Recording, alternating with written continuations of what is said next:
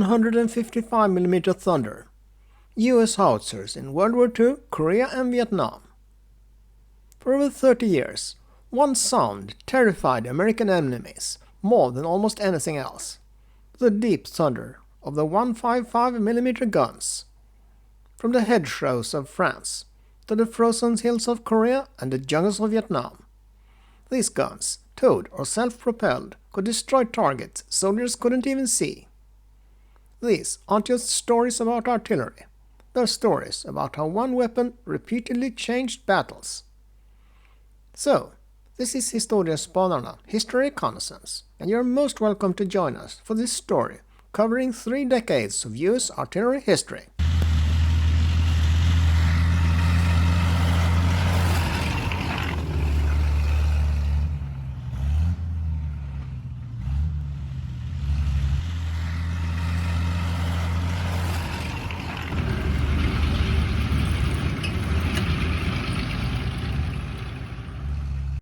The 155mm howitzer saw extensive service during the Battle of Saipan, Guam, Peleliu, Iwo Jima and Okinawa.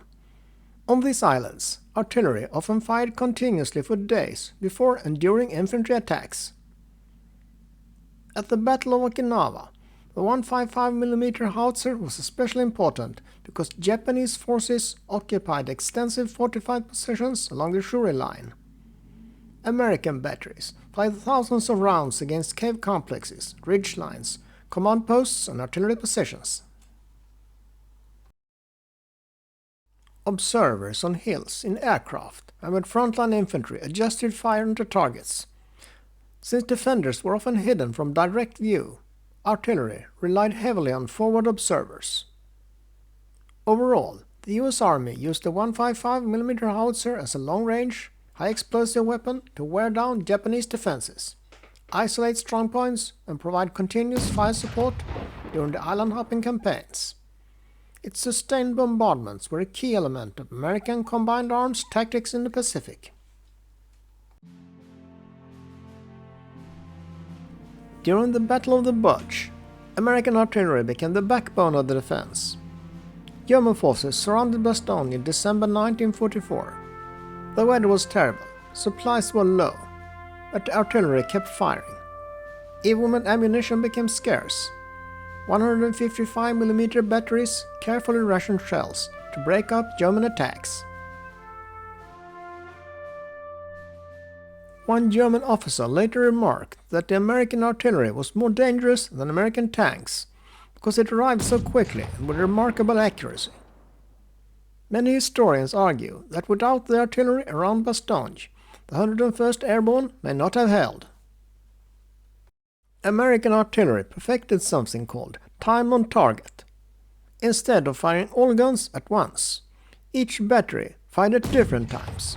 The shells traveled different distances, but every shell landed within seconds of each other. Imagine hearing nothing. Then suddenly, 40 155mm shells explode at the exact same moment. The enemy had almost no warning. It became one of the deadliest artillery techniques of World War II.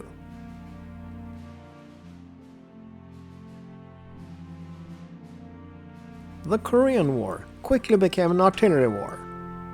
The mountainous terrain favored defenders. Chinese attacks often came at night in huge waves. American infantry sometimes couldn't even see who was attacking. So they called the 155s.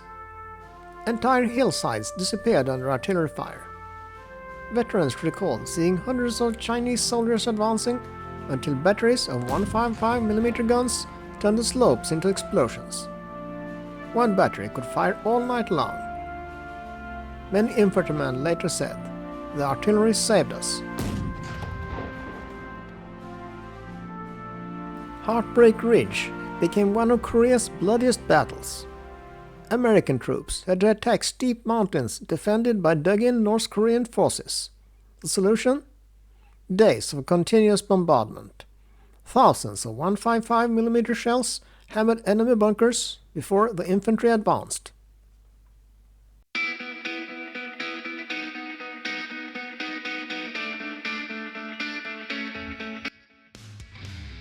Unlike World War II, Vietnam rarely had fixed front lines.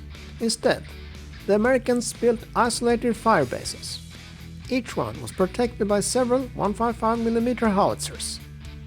When infantry patrols got into trouble, they called the firebase. Within minutes, shells could land just hundreds of meters from friendly troops. Some infantry platoons survived only because artillery arrived first. Firebases became floating islands of firepower in the jungle. The siege of Khe Sanh in 1968 became one of history's greatest artillery battles. Most Vietnamese forces surrounded the base. American commanders refused to abandon it. Instead, artillery never stopped firing. 155 batteries worked around the clock. Combined with airstrikes, they fired well over 100,000 artillery rounds during the siege.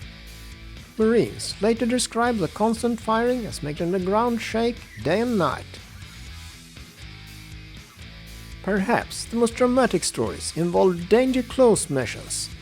Sometimes American troops were nearly overrun, but requested artillery only 100 to 200 meters away. Every round had to be perfectly calculated. Too short, friendly troops die. Too long, the enemy survives. Veterans remember lying flat while enormous 155mm shells exploded so close they were showered with dirt. It was terrifying, but many survived because of those missions. The faces changed, the uniforms changed, even the guns changed. From the massive Long Tom to the mobile M109. But for more than 3 decades, one constant remained. Whenever American soldiers were trapped, surrounded or outnumbered, someone reached for the radio and spoke the same words: fire mission. Moments later, the unmistakable roar of the 155s answered. That's all, folks. Thanks for watching. Please like and subscribe.